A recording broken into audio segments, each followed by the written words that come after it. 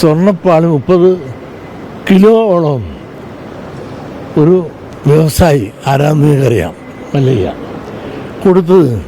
ആ സാധനം അവിടെ ഇല്ല എന്ന് പറഞ്ഞാൽ 30 കിലോ എന്ന് പറഞ്ഞാൽ എത്ര കോടിയാണ്. അത് ഓടിപ്പോകുന്ന സാധനമോ പറന്നു പോകുന്ന സാധനമോ അല്ല. ആ സാധനം ഇപ്പോൾ കൊണ്ടുപോകാനില്ല, എടുത്തവനില്ല, കൊടുത്തവനില്ല, മേടിച്ചവനില്ല. എന്തൊരു അഴിമതിയാണ്! ഈ അഴിമതി ആര് എവിടെ ആരുടെ കാലത്ത് നടത്തി, ഇന്ന് ഇരിക്കുന്ന ഭരണകാലത്ത് നടത്തി നമുക്ക് പറയാൻ പറ്റില്ല.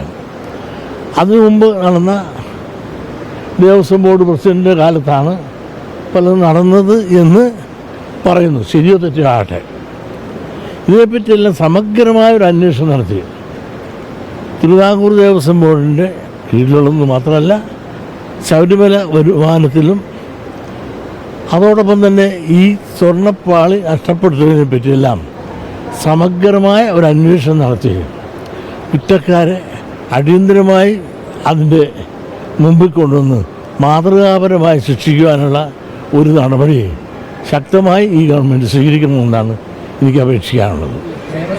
ദേവസ്വം ബോർഡിൻ്റെ ഭാഗത്തു നിന്ന് തന്നെ അതിൻ്റെ ജീവനക്കാർക്ക് തന്നെ വീഴ്ച സംഭവിച്ചിട്ടുണ്ട് എന്നുള്ളതാണ് ഇപ്പോൾ പ്രാഥമികമായി തന്നെയുള്ള ചില സൂചനകളൊക്കെ വരുന്നത്. ചെമ്പ് എന്നുള്ളതാണ് കൊണ്ടുപോകുന്ന സമയത്ത് 2019 ഞാൻ ചോദിക്കട്ടെ, ചെമ്പ് എന്ന് പറഞ്ഞാൽ എൻ്റെ താഴെ സ്വർണ്ണം എന്തേ?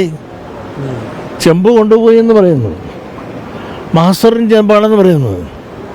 അതിന് മുകളിലിരുന്ന സ്വർണ്ണപ്പാളി എന്തേ? മല്ലയ്യ കൊടുത്ത കാലത്ത് ആ 30 കിലോ സ്വർണം പറഞ്ഞ പാളികളാക്കി ഇതെല്ലാം പൊതിഞ്ഞിരുന്നതല്ലേ. അപ്പോൾ അത് പാളി ഇല്ലാതാക്കി എടുത്തിട്ട് അതിൻ്റെ താഴെയുള്ള ചെമ്പ് തകിട് മാത്രം കൊടുത്തയച്ചു എന്ന് ആരെങ്കിലും പറഞ്ഞാൽ നമുക്ക് അതിന് എങ്ങനെ നിഷേധിക്കാൻ സാധിക്കും?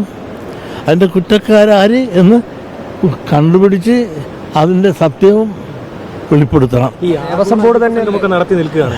ആ ഘട്ടത്തിൽ ഇതൊരു കരിനിഴൽ വീഴ്ത്തുന്ന സംഭവമായി പോയത് ഇല്ല, ഒരു കാര്യമില്ല.